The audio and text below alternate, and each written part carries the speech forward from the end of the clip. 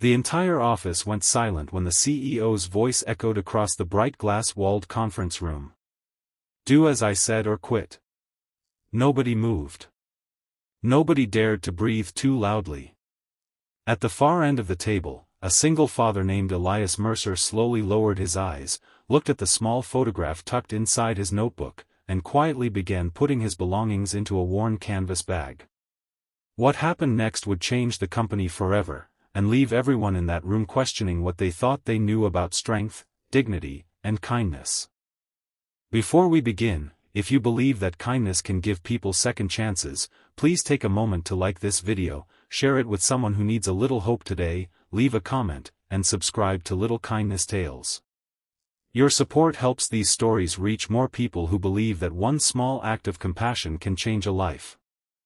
Elias Mercer was 38 years old and had learned how to survive without asking anyone for sympathy. Every morning, he woke before sunrise, prepared breakfast for his 8-year-old daughter Mira, packed her lunch, checked her school bag twice, and then hurried across the city to the headquarters of Halden Crest Technologies, one of the most powerful companies in the region. He worked as an operations coordinator, a position that rarely received praise but carried enormous responsibility. He was the man who noticed when a delivery was late, when a machine needed repair, when an employee was missing from a shift, or when an important document had somehow ended up in the wrong department. He solved problems quietly and moved on. His colleagues knew Elias as the man who never complained. What they did not know was that every evening, after returning home, he became a different kind of worker. He cooked simple dinners, helped Mira with her homework, listened to her read, repaired her school shoes when the soles began separating, and checked the tiny alarm clock beside her bed before finally allowing himself to sleep.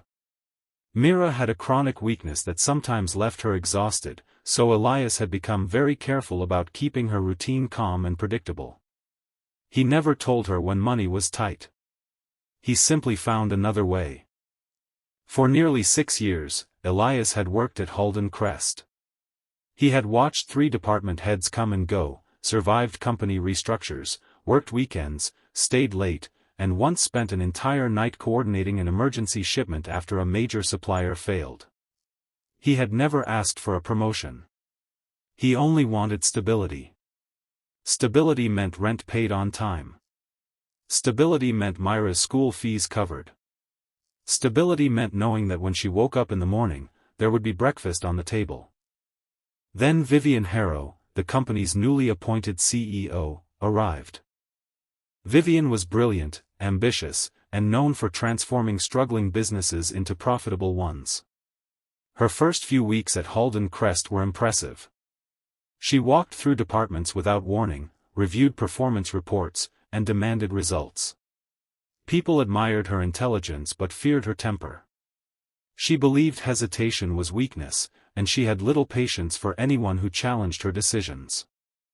One Monday morning, Elias discovered a serious problem in a major client shipment. A rushed instruction from senior management had caused 2 orders to be assigned to the same transport route, meaning one of them would almost certainly arrive late. Elias immediately brought the issue to Vivian's office because he knew the consequences could cost the company a valuable contract. Instead of listening, Vivian glanced at the report and told him to follow the new schedule exactly as written. Elias tried to explain that the schedule contained a logistical error, but Vivian dismissed the concern. She had already made her decision. That afternoon, Elias quietly contacted the transportation team and found another available route. He did not change the official order. He simply found a way to protect the company from the mistake without creating a public confrontation. The shipment arrived on time. But Vivian never learned what Elias had done. 2 weeks later, another problem appeared. This time, a major system upgrade was scheduled during the busiest working hours of the month. Elias recognized immediately that the timing could cause delays across multiple departments. He submitted a detailed recommendation suggesting a safer schedule. Vivian rejected it. Once again, Elias followed instructions publicly while quietly preparing a backup plan. Once again, disaster was avoided. But instead of receiving recognition, Elias began receiving criticism. Vivian saw him as someone who questioned authority. To her, his careful explanation sounded like resistance. One bright Wednesday morning, everything finally exploded. The entire leadership team had gathered in the main conference room. Sunlight poured through the tall windows, illuminating the polished table and the presentation screens. Vivian stood at the front, reviewing the company's quarterly performance. Elias sat near the end of the table with his notes in front of him. When the discussion reached the operations department, Vivian blamed several recent delays on what she called unnecessary hesitation. Elias knew the statement was unfair. He calmly presented the records showing that the delays had originated from decisions made before the operations team ever received the orders. He did not accuse anyone. He simply presented facts. Vivian's expression hardened. She told him that she was tired of his explanations and that employees were paid to execute instructions, not question leadership. The room became uncomfortable. Elias looked at the documents in front of him. He thought about Mira waiting for him after school.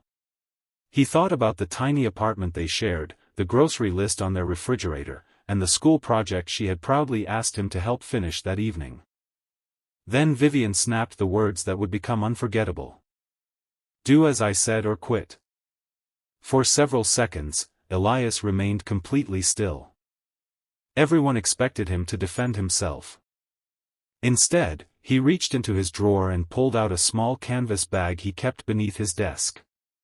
He opened it calmly and began placing his notebook, pen, lunch container, and framed photograph of Mira inside. The room froze. A senior manager stared at him in disbelief. Another employee slowly lowered his coffee cup. Vivian seemed almost surprised that he had taken her words seriously. Elias zipped the bag, stood up, and thanked everyone for the years he had spent working with them. There was no anger in his voice. No dramatic outburst. No attempt to embarrass anyone. He simply walked toward the door. Then something unexpected happened. The company's finance director, Marcus Bellamy, stood up. He asked Elias to wait. Marcus had worked at Halden Crest for 23 years. He was not a man who interrupted meetings without reason. He opened a folder and placed several documents on the table. Marcus explained that Elias had repeatedly prevented problems without taking credit. Vivian stared at the documents. Then the head of client relations stood up too.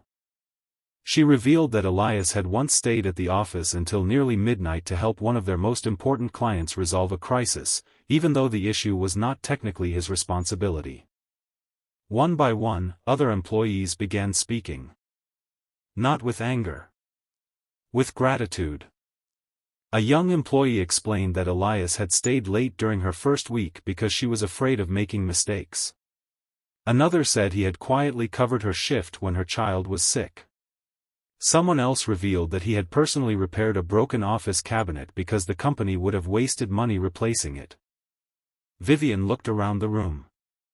For the first time since becoming CEO, she realized that the quietest person in the building had been carrying more responsibility than anyone noticed. Then Marcus placed one final document on the table. It was a resignation letter Elias had written months earlier but never submitted. The reason was simple. He had considered leaving because he felt invisible, but he stayed because the company provided the health benefits that helped support Myra's medical needs. The room fell silent again. Elias looked embarrassed that his private circumstances had been revealed. He gently said that he had never wanted special treatment. He only wanted to do honest work and return home to his daughter with enough energy to be her father. Vivian's confidence disappeared. She looked at the canvas bag in Elias's hand. Then she remembered something from her own childhood. Her father had once lost his job after a manager humiliated him in front of his co-workers. Vivian had spent years believing that weakness was something to eliminate from yourself. She had built her entire career around never becoming the person who needed anyone. But standing there, watching Elias leave without bitterness, she suddenly understood that strength was not always about commanding people. Sometimes strength was knowing when to walk away with dignity. Vivian asked Elias to stay. He hesitated. She apologized, not as a CEO protecting a company, but as a person admitting she had been wrong. She offered him a promotion to Director of Operations, but Elias did not immediately accept. Instead, he asked for one condition: that employees should never again be punished simply for raising legitimate concerns. Vivian agreed. Elias returned to work the following week, not because he needed the title, but because he believed the company could become something better.